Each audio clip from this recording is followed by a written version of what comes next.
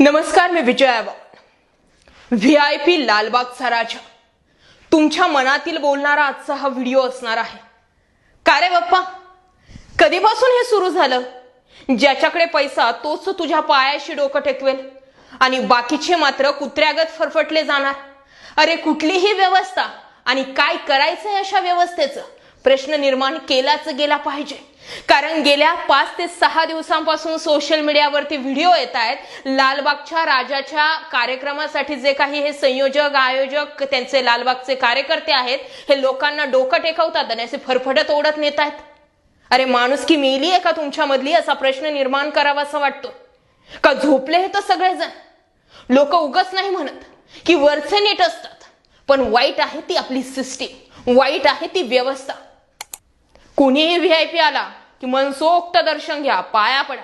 अरे 10 दिवसांसाठी येत असतात लालबागचे राजा आणि असंख्य लोक येत असतात। माहिती आहे तुम्हाला, त्या जे लोक ते फरफटत नेतायत ना आणि डोकं टेकल्या टेकल्या त्यांचा माथा काय ओढतायत, कपडे काय ओढतायत। अरे 10 दिवसांसाठी त्या ठिकाणी लालबागचा राजा येत असतो आणि ही जी लोक असतात ते तासन तास या लालबागच्या गणपतीचं दर्शन घेण्यासाठी उभे असतात। फक्त आणि फक्त इच्छा एकच असते की आम्हाला शांततेने डोकं टेकता यावं। आणि जर नाहीच ना तुम्हाला लोकांना डोकं टेकून द्यायचं तर करा, एक सीमित करून टाका, एक चौकट टाकून टाका। कशाला लोकांसाठी दर्शनासाठी ठेवता त्या लालबागच्या राजाला? तसंही बघायला गेलं तर तुमची धनसंपदा कमवण्यासाठी तर हा बाप्पा तुम्ही एवढा मोठा उभा करत असता आणि लोकांनाही कळत नाही। अरे जो बाप्पा आपल्या घरात आहे तोच बाप्पा तिथे। आपल्या जीवाची जर किंमत नाहीये या लोकांना, किती लोक त्या ठिकाणी बेशुद्ध पडलेत, किती लोकांना पाणी भेटत नाही, किती घसरटपणा झालाय त्या ठिकाणी, आणि तरीही आपण उठसूट जातोय। हा विसरलात तुम्ही व्हीआयपी नाही आहात। आज मला या मुद्द्यावरती बोलायचंय। कदाचित बऱ्याच जणांना हा मुद्दा कडू वाटेल, कदाचित बऱ्याच जणांना असं वाटेल की काहीही बोलते, पण हो, मी स्वतः त्या ठिकाणी दर्शनाला गेलेले नाही। माझा नमस्कार येथूनच आहे लालबागच्या राजाला, पण जे लोक त्या ठिकाणी गेलेले आहेत त्यांच्यासाठी माझ्या या प्लॅटफॉर्मच्या माध्यमातून मला आवाज उठवायचा आणि माझ्यासारखे असे असंख्य आवाज आहेत जे सोशल मीडियावर उचलताना दिसतायत।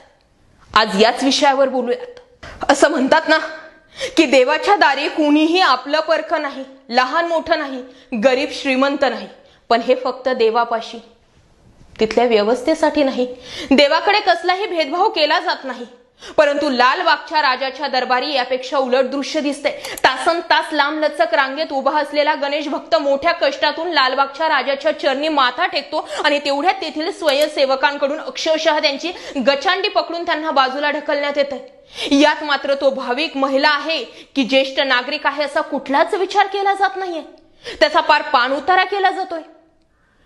राजाच्या चरणी आपलं गारानं घेऊन आलेला भाविक जाता जाता सोबत अपमान आणि काहीतरी दुखापतच घेऊन जातोय। राजाच्या दर्शनासाठी आलेल्या गणेश भक्ताला असली वागणूक नक्कीच अपेक्षित नसते। स्वतःसाठी मागणं मागायला आलेला गणेश भक्त लालबाग मंडळाच्या पदाधिकाऱ्यांनाही चांगली बुद्धी दे आणि पुढील दर्शन सुखा समाधानानं होऊ दे हे मागणं देखील आता नक्कीच मागत असेल, यात शंका नाहीये।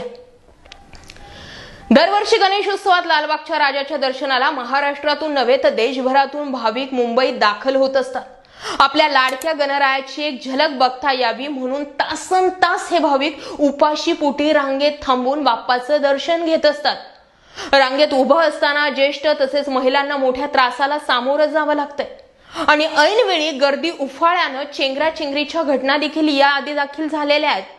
हे सर्व काही विसरून भाविक आपल्या लाडक्या बाप्पाच्या दर्शनाला उत्साहात मग्न होत जातात, परंतु दुसरीकडे मात्र व्हीआयपी आणि व्हीआयपी लोक एका मिनिटात बाप्पाचं दर्शन घेऊन मोकळे होतात, सोबत जखमेवर मीठ सोडावं अशा पद्धतीने रांगेत उभ्या असलेल्या भाविकांना अभिवादनही करतात।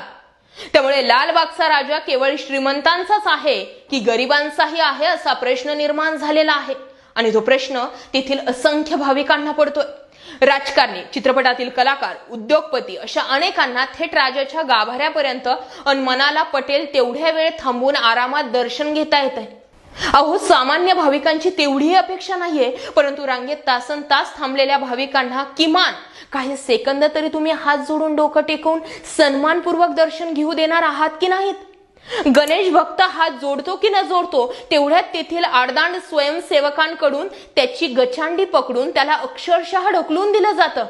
बरं, ही मुजोरी केवळ आजची नाहीये, तर वर्षानुवर्ष हेच घडत आलेलं आहे. त्यामुळे भाविकांनी लालबागच्या राजाच्या दर्शनाला जावं की स्वतः अपमान करून घेण्यासाठी जायचंय, हा प्रश्न निर्माण झाला. लालबागच्या राजाच्या पदाधिकाऱ्यांनी याकडे दुर्लक्ष केलं असलं तरी स्थानिक पोलीस प्रशासन व लोकप्रतिनिधीही या विषयावरती मूग गिळून गप्पच आहेत की. दर्शनासाठी गणेश भक्तांची होत असलेली कुचंबना सर्वच जण डोळे मिटून गपगुमान सहन करतात. लालबागच्या राजावर प्रेम करणाऱ्या गणेश भक्तांची संख्या जी आहे ती अफाट आहे. परंतु मंडळाचे पदाधिकारी व स्वयंसेवकांमुळे हा जनसागर आटला तर काय होणार, हा प्रश्न पडू द्या की. हा प्रश्न देखील मंडळाच्या पदाधिकाऱ्यांना शिवला नसेल का, असा प्रश्न आहे. मंडळाला 10 दिवसात लाखो रुपयांची देणगी प्राप्त होत असते. ही संपूर्ण देणगी केवळ धनदांडग्या लोकांकडूनच नव्हे तर सर्वसामान्य लोकांकडून रुपया का होईना आलेला असतो, हे विसरता कशाला. हे मंडळाचे पदाधिकारी सोयीस्कररित्या हे विसरून जात आहेत. नुकतीच लालबागचा राजा मंडळाविरोधात मुंबई पोलीस आयुक्तांकडे लेखी तक्रार करण्यात आलेली आहे. वकील आशिष राय आणि पंकज मिश्रा यांच्या वतीनं ही तक्रार दाखल करण्यात आली. सर्वसामान्य गणेश भक्तांना दर्शन घेताना होत असलेली धक्काबुक्की आणि व्हीआयपी लोकांच्या दर्शनासाठी करण्यात आलेली विशेष सोय याबाबत ही तक्रार दाखल झालेली आहे. व्हीआयपी लोकांचे फक्त तळवेच चाटायचे राहतात हे लोक. अरे बाप्पा असा नाही आमचा, बाप्पा सर्वांसाठी सारखा आहे. दर्शनासाठी आलेल्या भाविकांच्या सुरक्षेसाठी विशेषतः महिला, लहान मुलं, ज्येष्ठ नागरिक कोणीही सुरक्षात्मक व्यवस्था करण्यात आली नसल्याचं या तक्रारीत म्हटलंय. लालबागच्या राजाच्या दर्शनासाठी आलेल्या एका युवतीला भोवळ आले असल्याचा व्हिडिओ नुकताच मोठ्या प्रमाणावर व्हायरल झाला.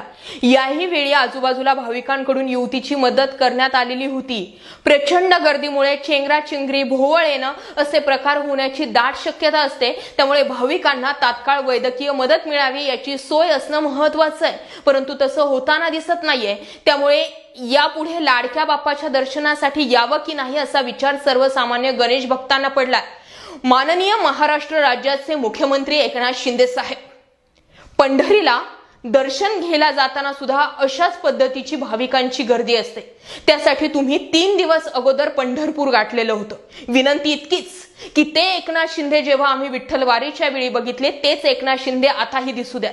लालबागच्या राजाचं दर्शन घेण्यासाठी व्यवस्थित सोय जर तुम्ही करून दाखवली तर तो बाप्पा तरी किमान तुम्हाला पावे. हा राग, हा रोष यासाठी नाहीये. मी यासाठी कोणा एका व्यक्तीला अजिबात दोषी ठरवत नाही. मला राग सगळ्यात जास्त येत आहे ते लालबागच्या राजाचे जे स्वयंसेवक आहेत. अहो, ते पाया पडणारे व्यक्ती, म्हणजे लालबागचा राजा तुमच्यावर किती प्रसन्न होईल माहित नाही, पण त्या पाया पडणाऱ्या व्यक्तींचा किती तळतळाट तुम्ही घेतायत. ते काही तुम्हाला चांगला आशीर्वाद देऊन जात नाहीयेत. आणि कशासाठी एवढं? चित्रपट सृष्टीतील नेते येतात. काल परवा वरुण धवन आलता, त्यानंतर शिल्पा शेट्टी आलेली होती, त्यानंतर तो कार्तिक. किती मस्त आरामात या दर्शन घ्या. का तर त्यांना मोठं करणारे आम्हीच महाशय आहोत. चित्रपट सृष्टीतील किती मोठमोठे कलाकार आहेत ते. शेवटी राजकारण्यांची तर वेगळ्याच पद्धतीची त्यांच्यासाठी तर कार्पेटच आखलेलं असतं. आणि आम्ही जनता यांना मोठे करणारे खातोय धक्क्या बुक्क्या, लाथ्या काठ्या. काय वाटतं या व्हिडिओवरती, या मुद्द्यावरती आवाज मी उठवला योग्य आहे की चूक आहे? कमेंट करा. इतका व्हिडिओ शेअर झालेला पाहिजे की प्रत्येक राजकीय व्यक्ती आणि थेट वरची सिस्टीम सुद्धा हल्ली पाहिजे. त्यासाठी एवढा पोटतिडकीने हा व्हिडिओ केला. जय महाराष्ट्र पब्लिक.